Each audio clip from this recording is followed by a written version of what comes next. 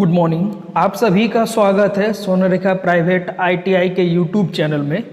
आज के इस वीडियो में electrician trade theory first year के बहुत ही महत्वपूर्ण मल्टीपल चॉइस क्वेश्चन को एक बार फिर से चर्चा करेंगे। आज का हमारा पहला क्वेश्चन है, परमिबिलिटी के परिवर्तन होने का क्या कारण है। आपको बताना है परमिबिलिटी किस कारणों की वजह से चेंज होता है। 4 ऑप्शन दिया गया।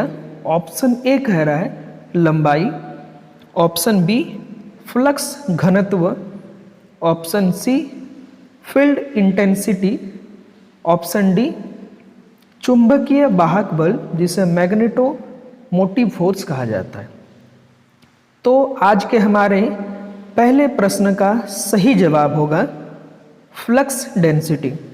फ्लक्स डेंसिटी वो कारक है जिसके वजह से परमिबिलिटी में परिवर्तन देखा जा सकता है। ऑप्शन बी बिल्कुल सही जवाब है हमारे आज के पहले प्रश्न का।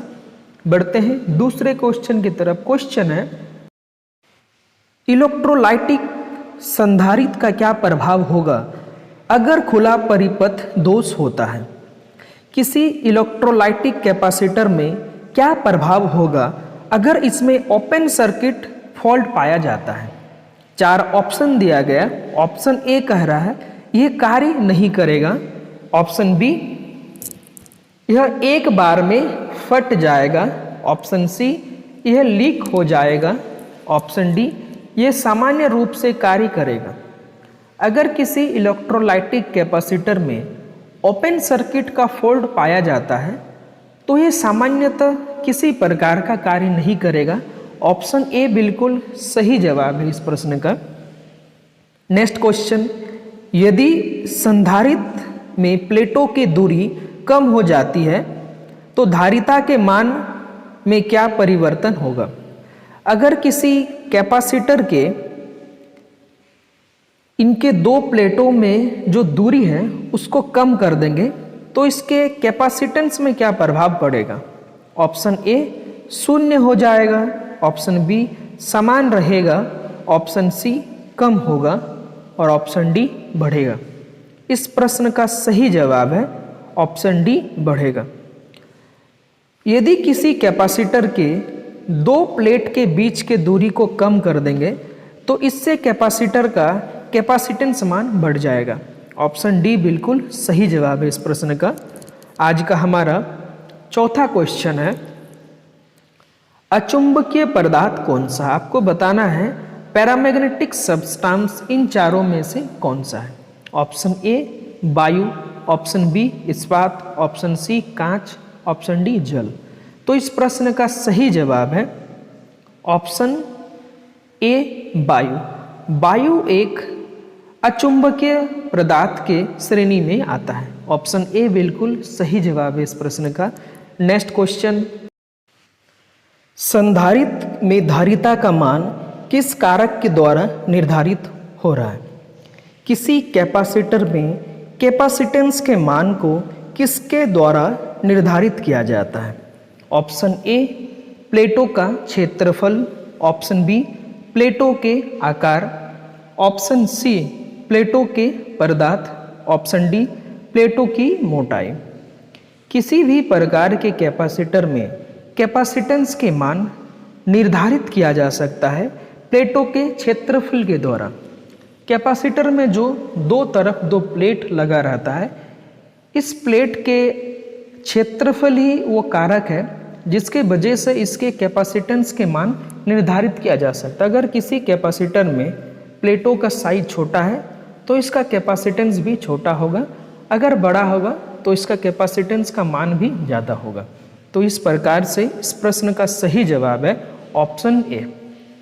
नेक्स्ट क्वेश्चन, एफआर युग्मन सर्किट में किस प्रकार के संधारित्र का उपयोग किया जाता है।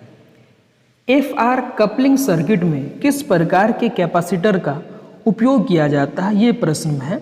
Option A tantalum, option B monolithic, option C electrolytic, option D metallise polypropylene. तो इस प्रश्न का सही जवाब है ऑप्शन बी मोनो लेथिन प्रकार का जो कैपेसिटर है उसे आरएफ कपलिंग सर्किट में प्रयोग किया जाता है। इस प्रश्न का सही जवाब है option B. Next question, susceptance का यूनिट क्या है ये आपको बताना है। Option A mho, option B ohm, option C henry और ऑप्शन डी फेराड। तो इस प्रश्न का सही जवाब है ऑप्शन ए मोहो। सस्केप्टेंस का यूनिट होता है मोहो। ऑप्शन ए बिल्कुल सही जवाब है इस प्रश्न का। नेक्स्ट क्वेश्चन, ये प्रश्न बहुत ही अच्छा है, अक्सर इसी प्रकार के प्रश्नों को एग्जाम में पूछा जाता है। स्टार संयोजन सिस्टम में 3 कला असंतुलित भार में उदासीन चालक में धारा क्या होगा?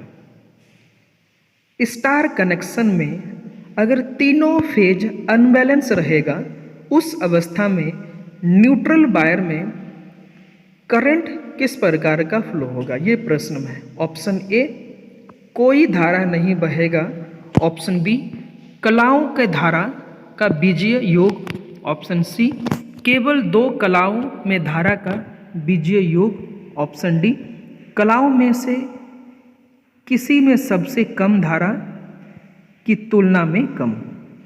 तो इस प्रश्न का सही जवाब है ऑप्शन डी, कलाओं में से किसी में कम धारा का तुलना में कम।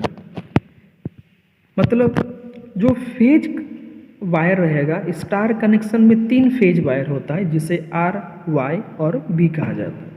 अगर स्टार कनेक्शन में लोड अनबैलेंस हो गया उस अवस्था में जो न्यूट्रल में करंट फ्लो होगा वो फेज वायर की तुलना में कम होगा। तो इस प्रश्न का सही जवाब है option D. Next question, AC circuit में रिएक्टिव पावर जिसे पीआर कहा जाता है का सही सूत्र क्या होगा ये आपको बताना है। ऑप्शन ए कह रहा है पीआर इजकल टू भी गुना I, option B PR equal to √2 V I, option C PR equal to V I cos phi, option D PR equal to V I sine theta.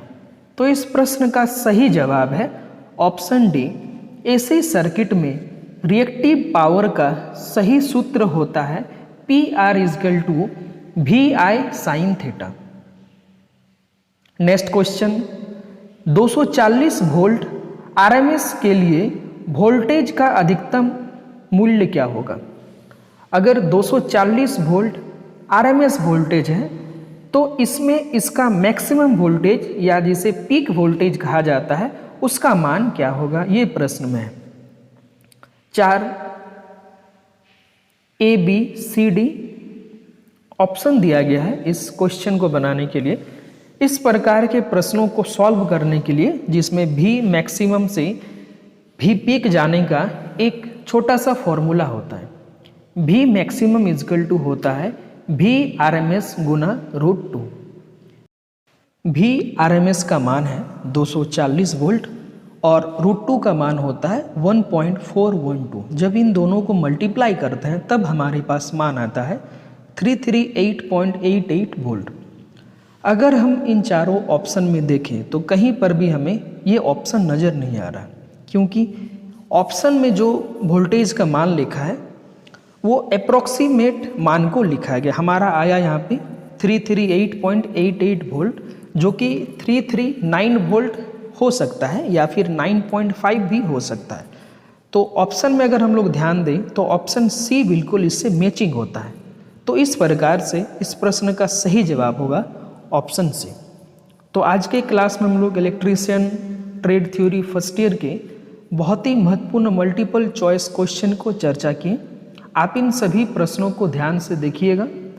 आपके आगामी जो exam होने वाला है उसमें प्रश्नों का लेवल इसी प्रकार का रहेगा।